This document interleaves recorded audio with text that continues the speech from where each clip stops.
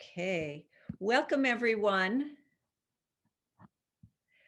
I'm Lynn Marsden-Atlass, Executive Director of the Arthur Ross Gallery, and it is my great pleasure to welcome you all here today to have a wonderful conversation with Curlee R. Holton, Executive Director of the David C. Driskell Center at the University of Maryland at College Park. Curlee, are you with us? Yes, I am. I'm honored to be with you. I'm excited about the conversation, and I appreciate the work you've done with the exhibition and also your recognition of the importance of David Driskell's contribution. Absolutely. David was a hero to all of us. He was. I would like to talk to you about Curlee for a minute and introduce him formally. Curlee R. Holton has been the executive director of the David Driskell Center at the University of Maryland since 2012. The David M. and Linda Roth Professor of Art Emeritus at Lafayette College in Easton, Pennsylvania.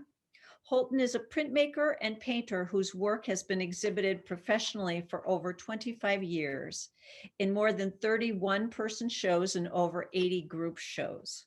His exhibitions have included prestigious national and international venues, such as Egypt's 7th International Biennial, the Cleveland Museum of Art, and the Whitney Museum of American Art. His work is in many private and public collections, including the Cleveland Museum of Art, Yale University Art Gallery, the Pennsylvania Academy of the Fine Arts, and the National Gallery of Art in Washington, D.C.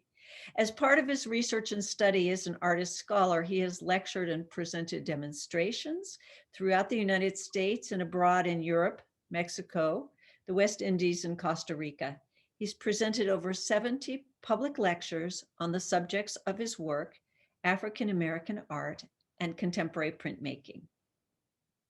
He has written numerous articles and essays on art and artists that have been published in catalogs and journals. Holton earned his MFA with honors from Kent State University and his BFA from the Cleveland Institute of Fine Arts in drawing and printmaking. In 1991, he taught printmaking and African American art history at Lafayette College in Easton, Pennsylvania, and is also the founding director of the Experimental Printmaking Institute. And Curlee, if you don't mind, I'd like to just say a couple of words about the David C. Driskell Center. Sure, please do.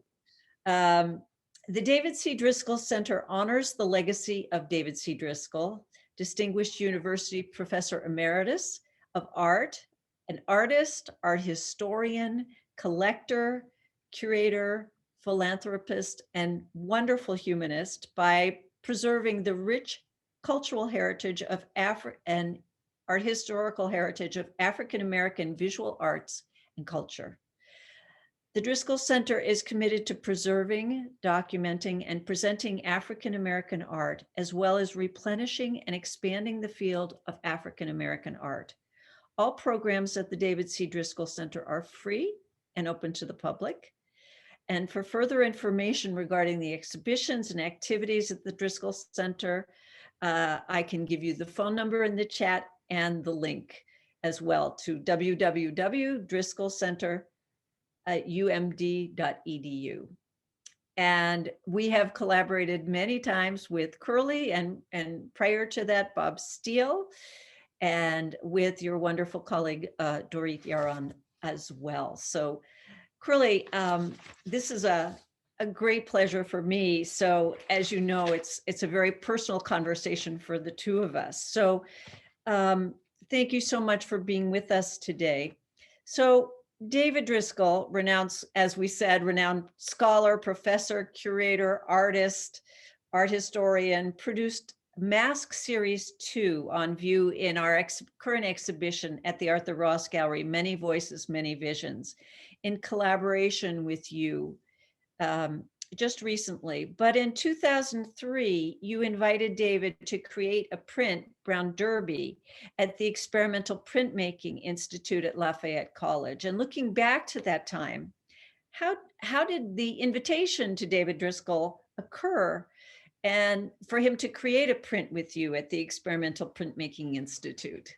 Well, I as you mentioned, I was the founding director of the Experimental Printmaking Institute at Lafayette College, and We produce works in collaboration with a number of really well-known artists, Faith Ringo, Sam Gilliam, and many others before, Richard Anaskevich, before I had met David. And the way that came about, we had a distinguished lecture series that was established by one of our board members at Lafayette College, one of our board of trustees member, Riley Temple, who's a prominent attorney in Washington, D.C. And he called me one day and says, Curlee, you know, why haven't you ever invited David Driskell to come and do a talk as a part of his series? Because he wanted David to come. I said, well, you know, I don't know David personally. Of course, I teach African-American art history, so I know how important his scholarship has been to that field and practice. So he reached out, contacted David, and then asked that I give David a call. And I called, and I've always been sort of amazed by this experience. I called, he picked up the phone, a very comfortable conversation. I've had that happen with a number of other artists also that I've only read about, you know, in books, and then I make a phone call and they're just as if they're talking to a neighbor, you know, and it's always taking me aback. So David did agree to accept the invitation and come and do the distinguished lecture. He did that, and then we had a dinner after. And during dinner, I mentioned to him that I was working at Experimental Printmaking Institute and some of the artists I had worked with. And I think he was really impressed with that. And he wanted to be a part of that sort of group of artists. Because David, although he was a practicing artist, his scholarship as a historian and curator really had taken on great prominence. So him as an artist was not always very well known or very prominent, as you know. Yes. So he agreed to do it quickly. And we had just gotten a grant from the Penn Foundation in Pittsburgh Foundation, I'm sorry. Oh, the Pittsburgh Foundation. Yeah, I did an exhibition of book arts in Pittsburgh. And one of the executives, administrators from the foundation saw the exhibit. Then they called us and said, "Oh, we have some money for you, which you that almost like. Never happens." Yeah. He said, we have something for you." And they said, "Well, can you come back?" I went back to Pittsburgh, and they gave us a grant. They said, "Well, you know, I said I had two projects. One, to work in Costa Rica with artists that I have been collaborating with. I want to do an exchange.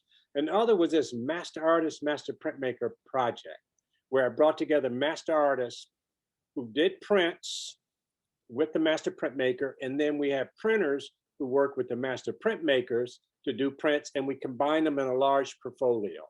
It began as 8 and ended up being 16, and we finished. And I invited David to participate. And he did Brown Derby as his contribution.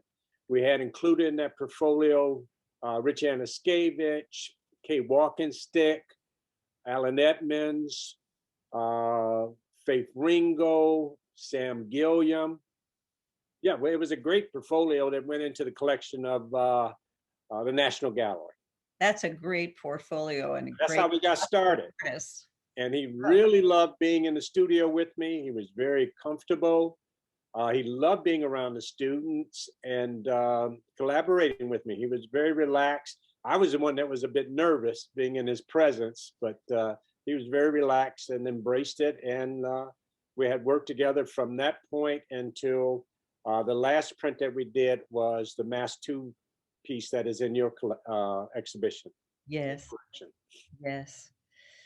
So over the next 17 years, from 2003 to David's passing last April, you and David called each other the two maestros. Whenever you spoke to one another, you were maestros.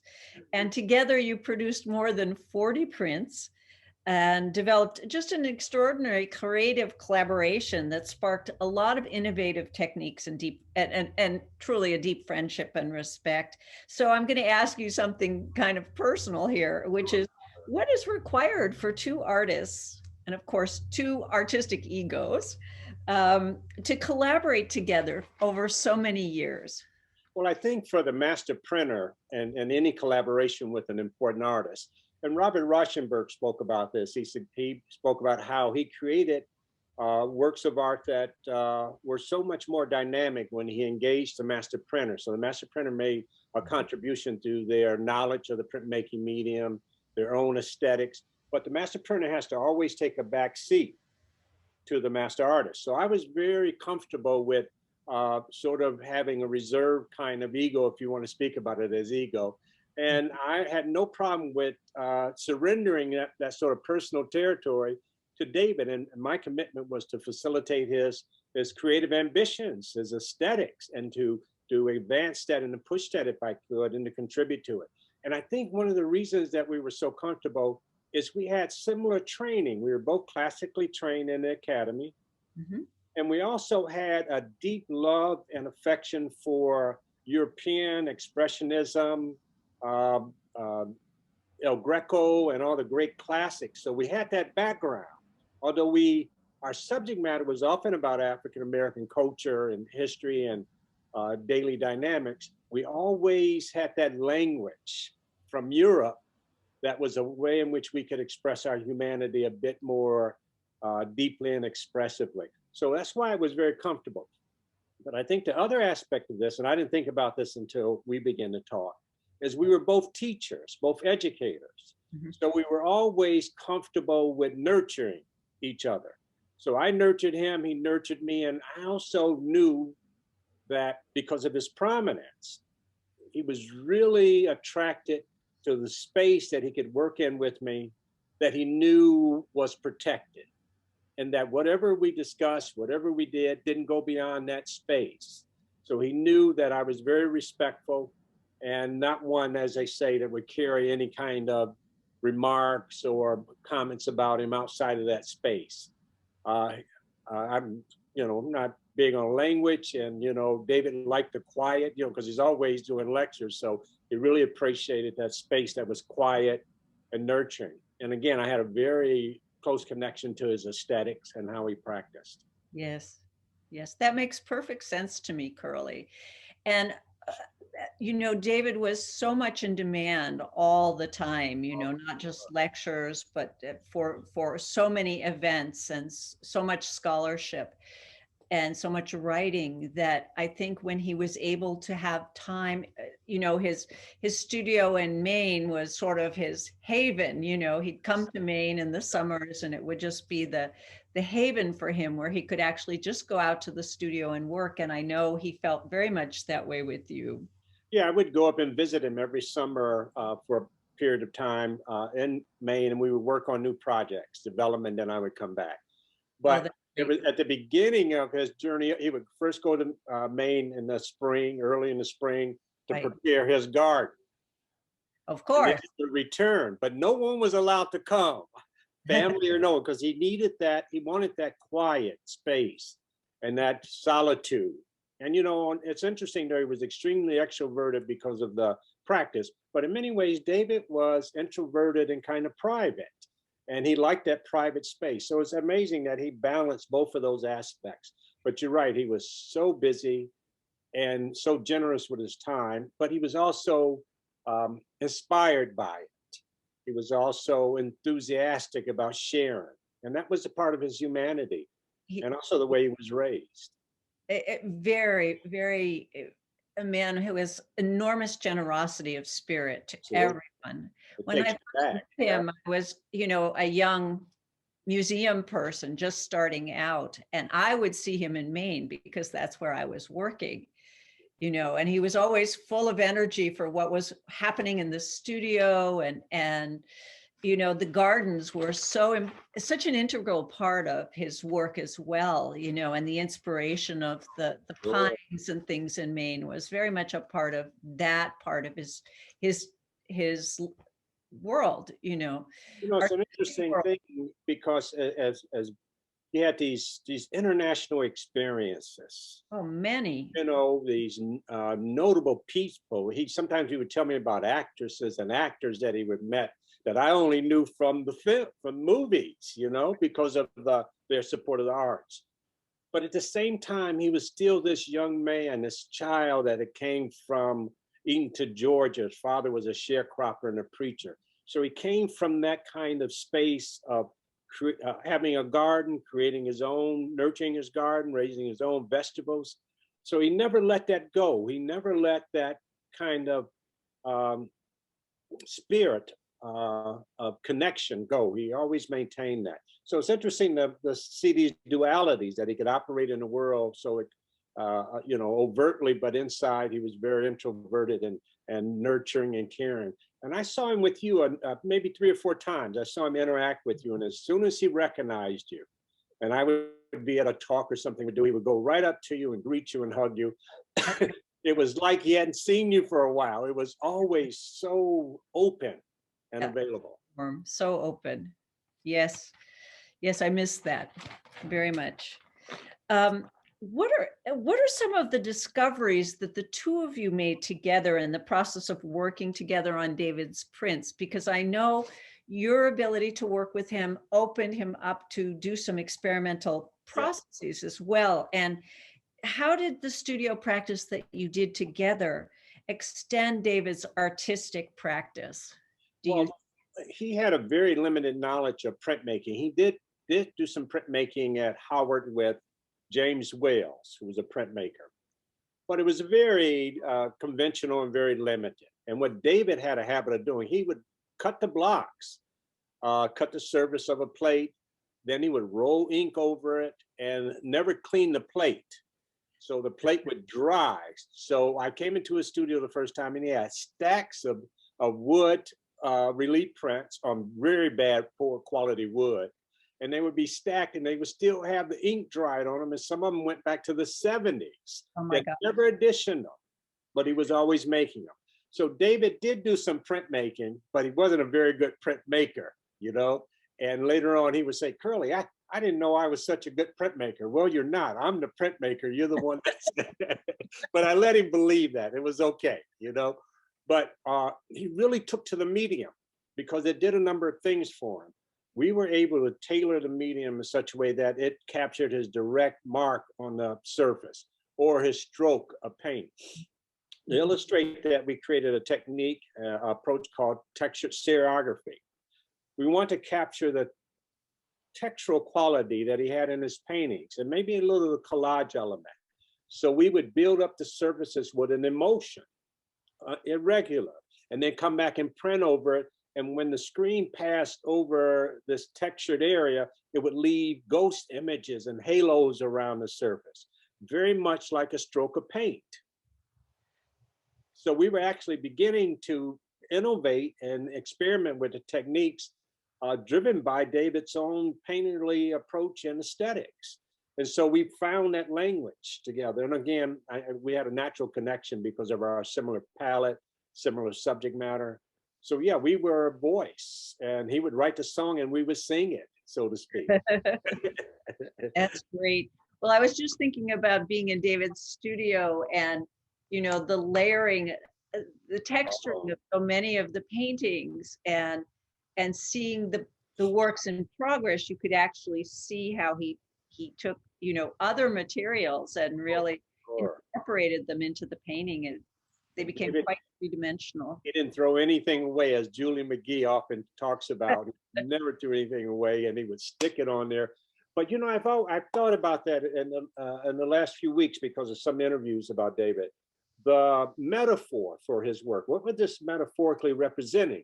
These multiple layers, these diverse elements. He was bringing his world together, and he was giving regard and respect for all these diverse elements, although they might be different and represent different experiences. David brought them all together in this sense of humanity. And he would always speak about that larger sense of humanity.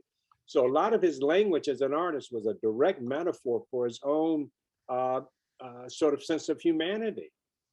And I was attracted to that. I thought that was very powerful. And of course, he was very skillful at doing this, especially in the collage work, because he had witnessed the work of a close friend, Romir Bearden, and others. So he had such a broad language, and he was able to turn that language into his own voice. And I think you see that in Mask 2, and you see in his work, it uses a range of elements that we're all familiar with in terms of materials and techniques, but the way he brings those together is quite uniquely David. I agree, totally.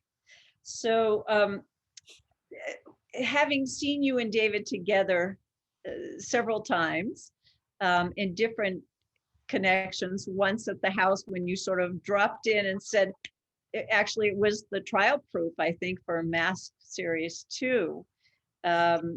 It's always interesting to see the creativity and mutual respect that was really a real essence of your partnership. And really to the legacy, honoring the legacy of the prints that you created together. But in your exhibition that you did at the Driskell Center, a collaboration of creativity, Yes. Rodney Moore, who was his studio manager and nephew, wrote a wonderful section in there that David just loved to carve on recycled wood as well. He didn't take the usual wood blocks, the fine quality wood blocks that you said. Yeah. Sent him. And it was often presenting you a challenge as the printer on the press. Sure. So, and Rodney says, David with a smile would say, "Oh, wait till Curlee sees this." So what were those? Can you talk about some of the unique? As I mentioned earlier, I went into the studio and we were looking at blocks that he had created in 1970s I had to restore completely. And I mentioned the wood was very bad wood, any piece of wood he could find or grab. And I said, well, David, you shouldn't be carving. We're not going to print on these. This wood is so bad. It has knots in it. It's uneven. It's warped. It's going to be really difficult to print these. So I would buy him, very special wood from Japan for relief cutting. I don't think he ever cut on any of it. He would always go gather his material. Now, David was a gatherer, not a hoarder, but a gatherer. Yes. And I think this came from his early childhood, born in the 30s. But he would find on the street a wooden stool, take the top off the stool and carve on it, and then give it to me as the plate to print. And so Rodney knew I was having trouble with this. So we would have this back and forth.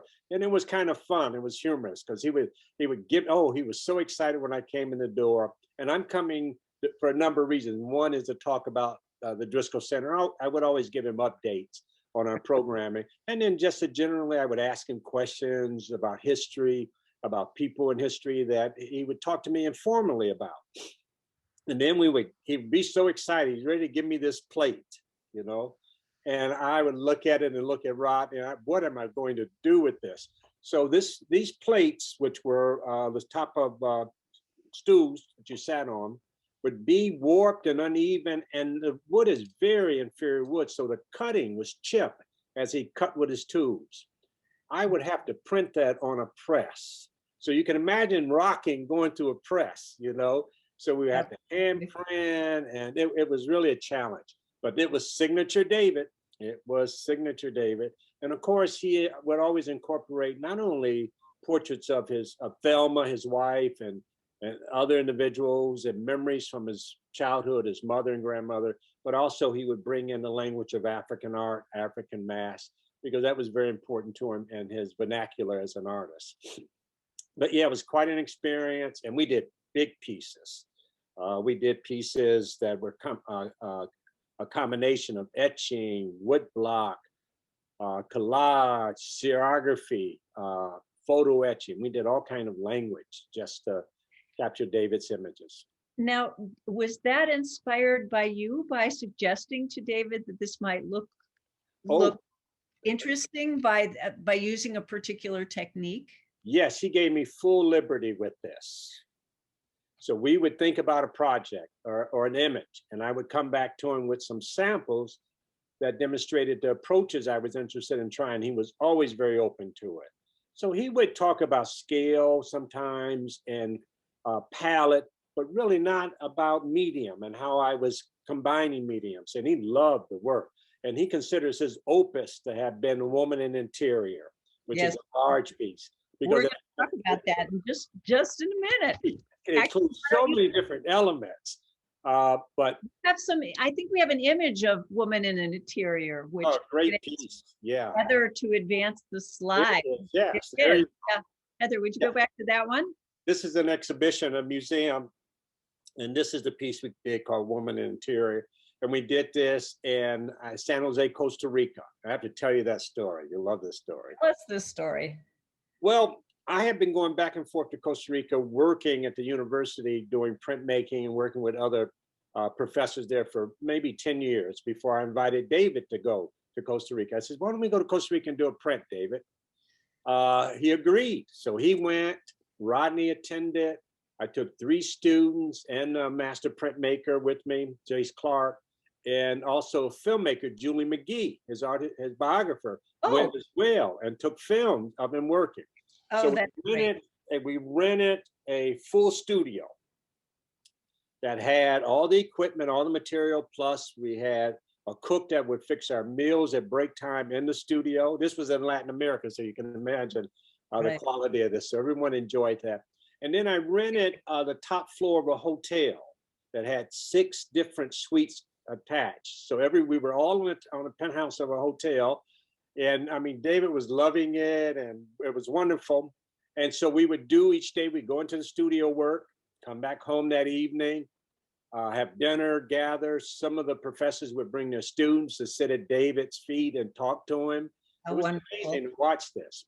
Yeah. So one evening I'm in the apartment, in the hotel, and there's a phone call. And I answer the phone, and it's the curator for the presidential collection of Costa Rica, the president's quarters in Costa Rica, the presidential palace, they called it. And she said, is this David Driskell? I said, no, this is Curlee Holton. She said, well, I understand David Driskell is in San Jose, Costa Rica. Can I speak to him?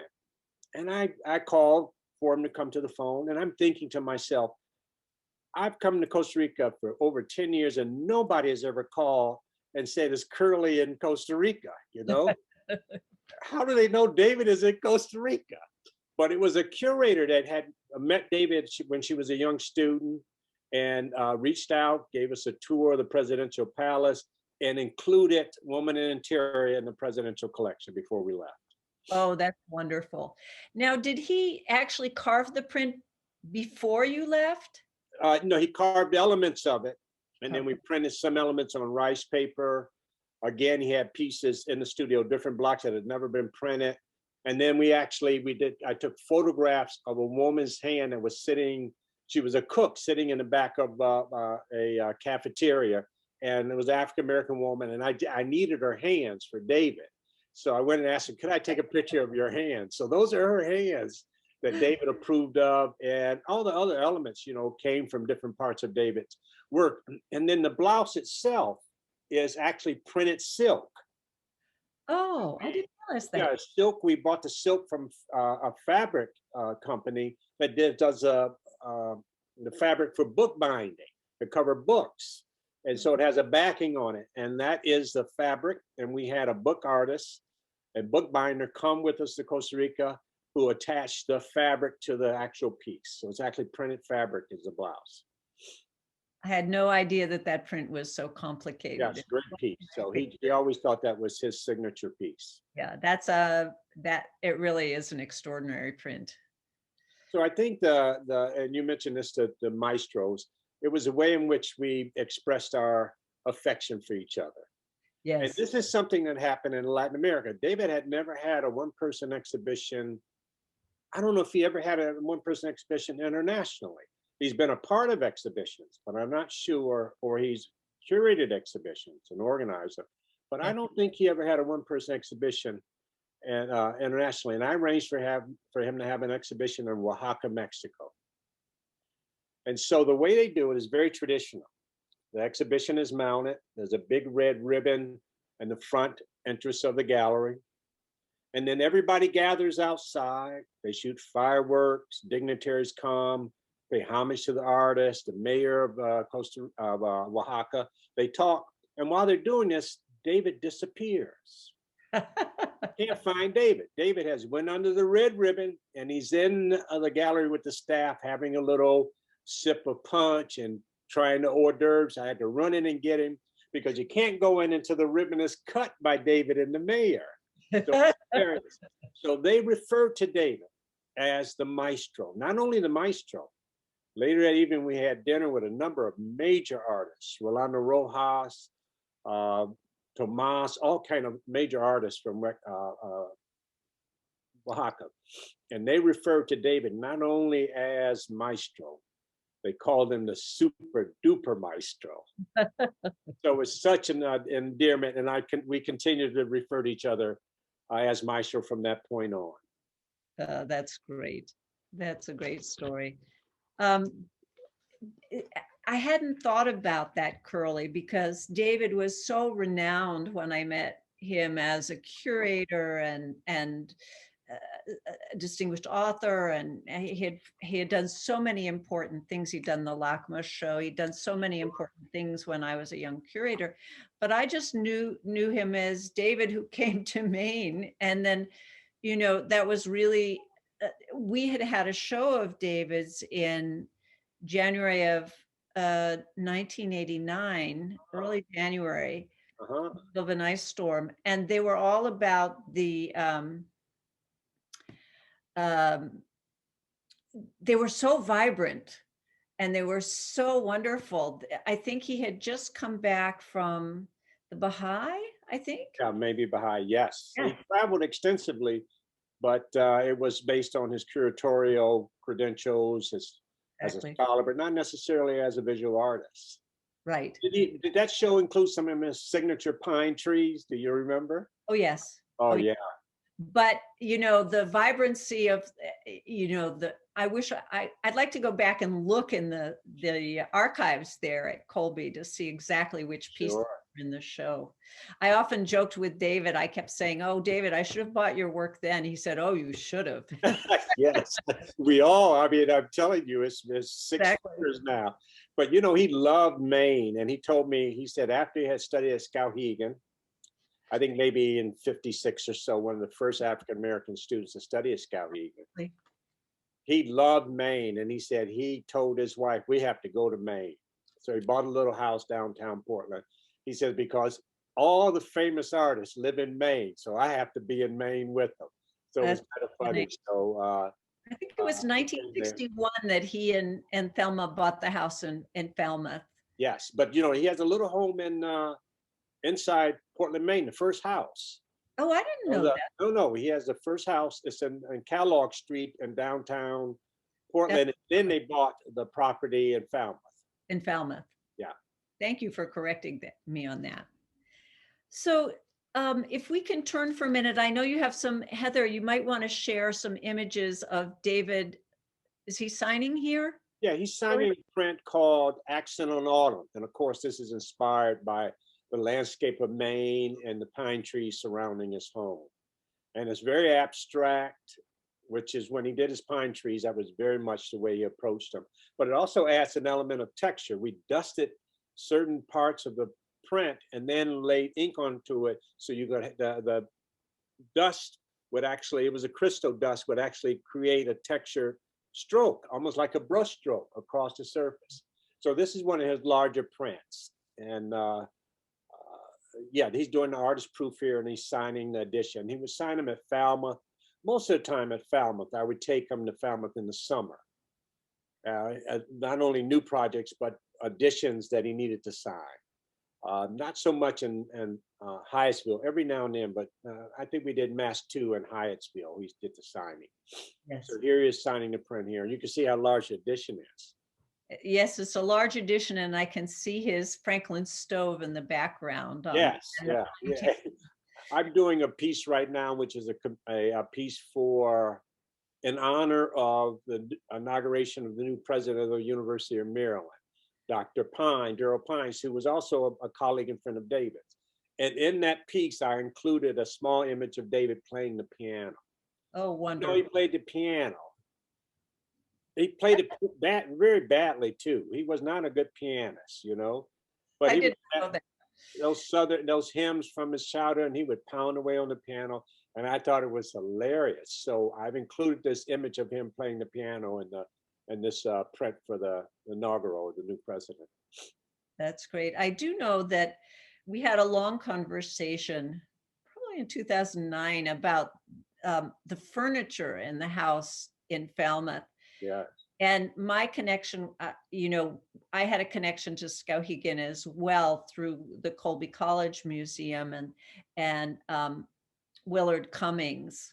Mhm. Bill Cummings, and he said, Sure. "Oh, Bill told me all the places to go. He took me under his wing and he showed me all the antique places to go because the house in Falmouth has a lot of chairs, a lot of old chairs." Old chairs, and he did a series of works about the chairs. He has a noted piece called the Chieftain's Chair.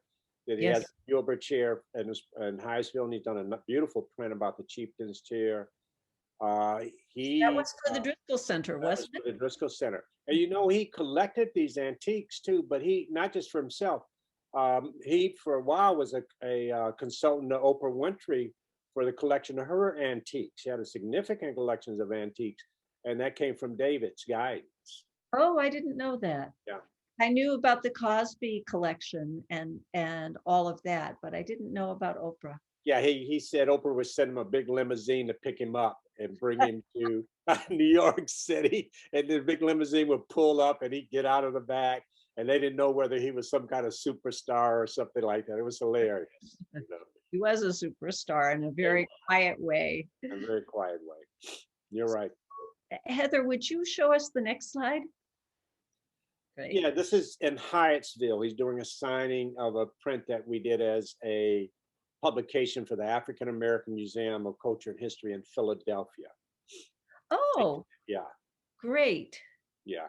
This is very abstract, and you can read a little of the texture. We built this up pretty high for its texture. The photograph is not great, but you can get a sense of the painterly quality of the print. Yeah. Well, that's what's extraordinary about these prints that he did with you, Curlee. They really have so much depth to them, and not just texture, but the complexity of the prints is very interesting how you two worked together. And again, that similarity in aesthetics. I'm not someone that necessarily practices precision and perfection. Uh, I'd like to have the mark of the hand in the image, the irregular mark. And David was very much connected to this because of his appreciation for impressionism and the fluidity of the figure. As I mentioned, El Greco was an influence, and you can see that in this piece at the African American Museum of History and Culture in D.C. This piece he did in honor of titled "Behold Thy Son." Yes, yes. You look at that and then look at the crucifix pieces of El Greco, you'll see the influence. But very expressive, elongated fingers, doesn't have to be precise because he was trying to capture the humanity of his scene, not necessarily precision. So I was very interested in doing that too, because that's a part of my own aesthetics.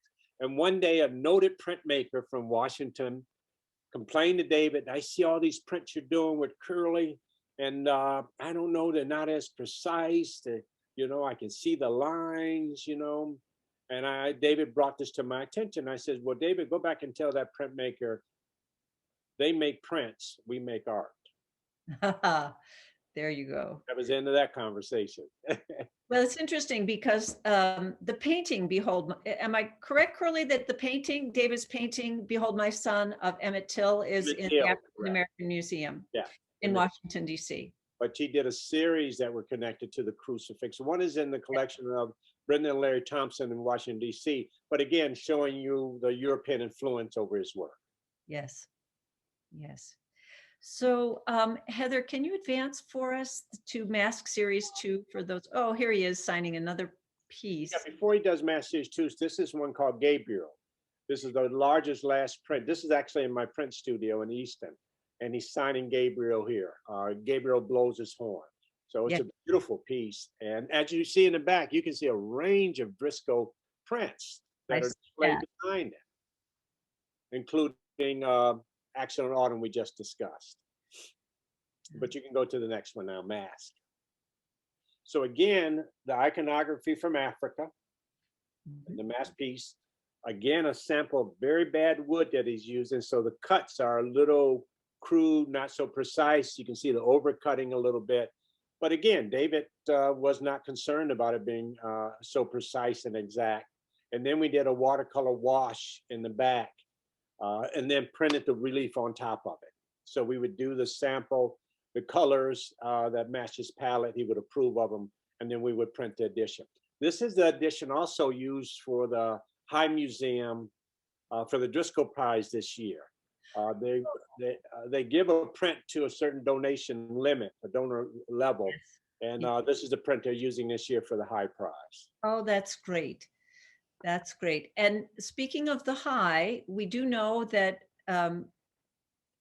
Julie McGee, the High, and the Portland Museum of Art are having a major retrospective of David's that opens in February. I think it's February the 7th, yes. But in addition to that, I'll send you the article in the Atlanta Journal, is an exhibition I've organized at September Gray Gallery of just David's prints that will open on the 17th of February in Atlanta. So you can go to the High Museum and see these great works, and then you can come to September Gray Gallery and acquire one of the prints for your collection.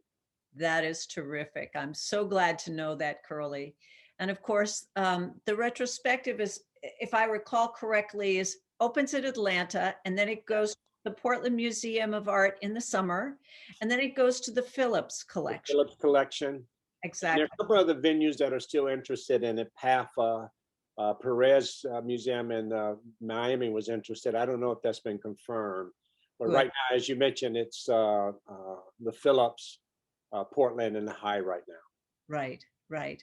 So as you know, Curlee, I was in the process of organizing for the past 2 years before David passed an exhibition of his travel diaries and drawings. Yes. And I hope at some point we can bring that exhibition.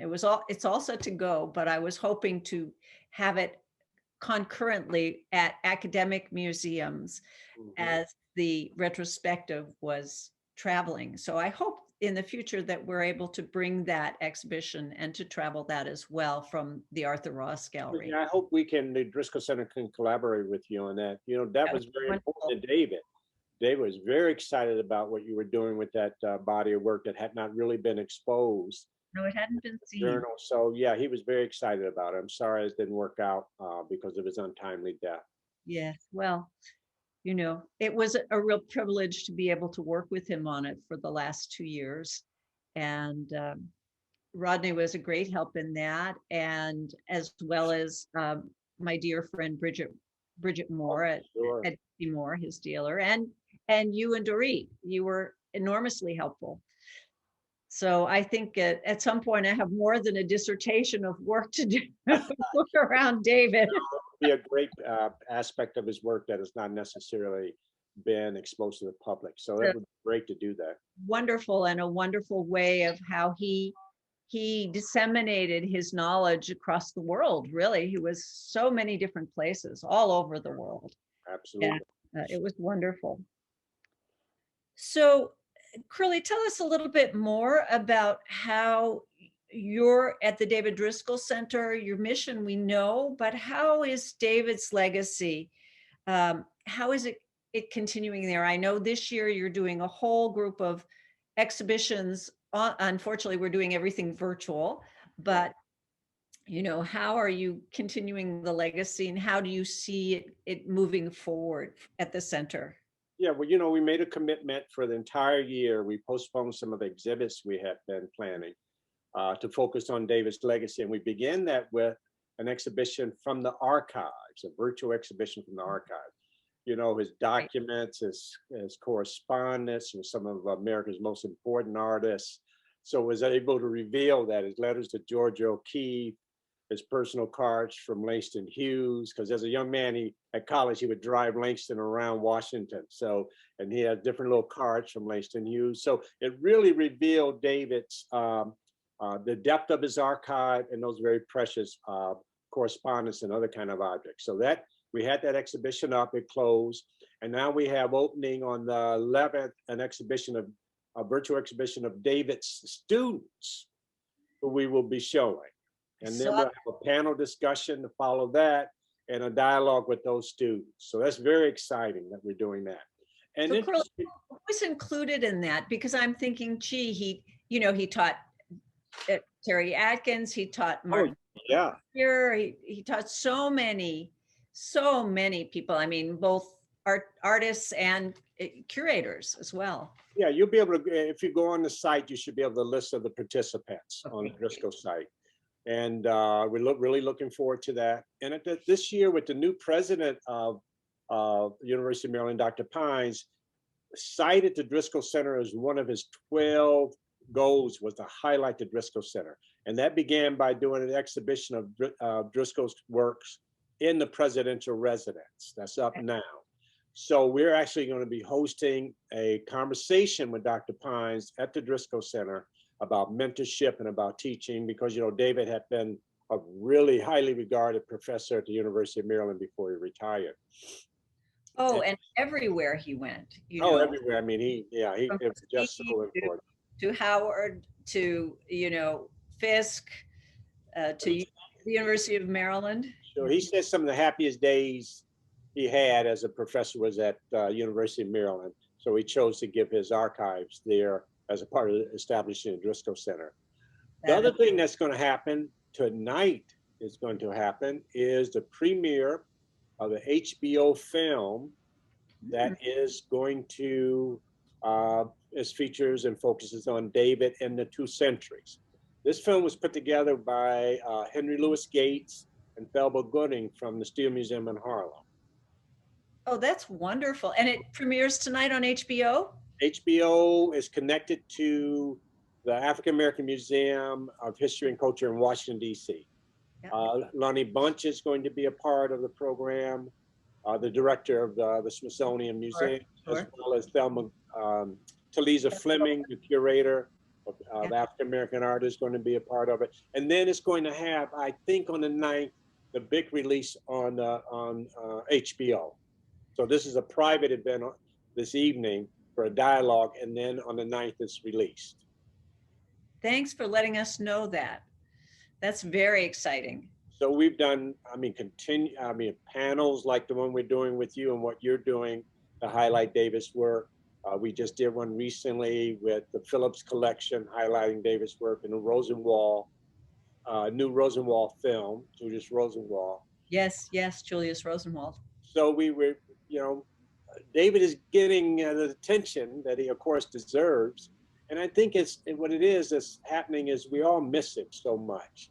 There's such a void without David being there. How could David not be present, right? Yes, I agree. How is this possible? So I think so many institutions and individuals are expressing it this way. I'll tell you just a short story that happened to me to demonstrate this. I got a call from one of his collectors in Atlanta, Georgia.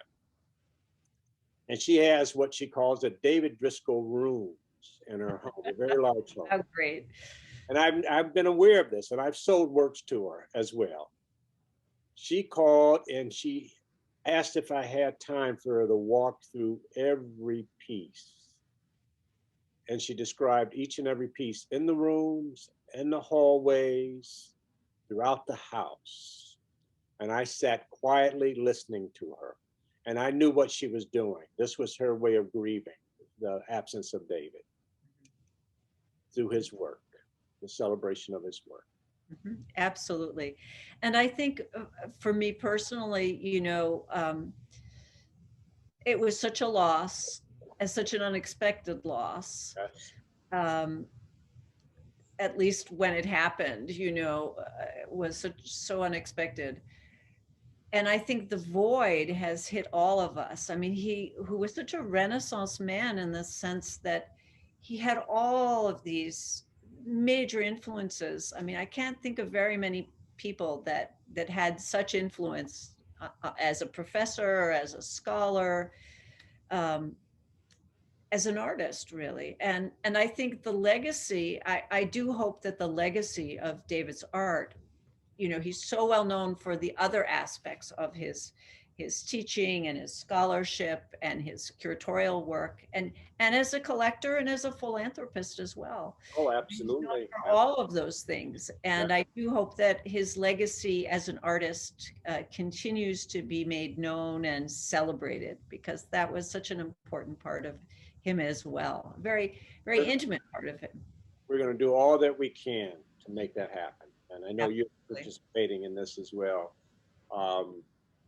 David was a singular individual. He was.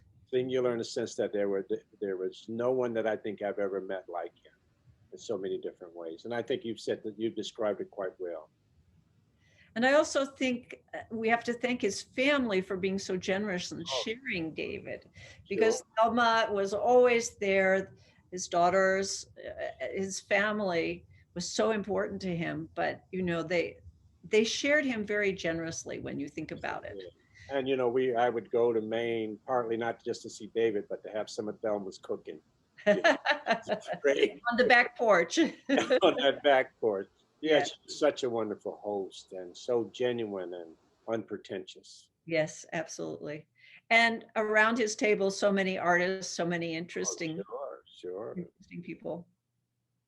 So Curly, let's open it up for Oh, people, absolutely. um, because yes, I suppose this conversation is in part our way of celebrating him, but also acknowledging how much we miss him. Absolutely. But I'm sure there are questions. Heather, I don't know if you're going to share in the questions from the chat.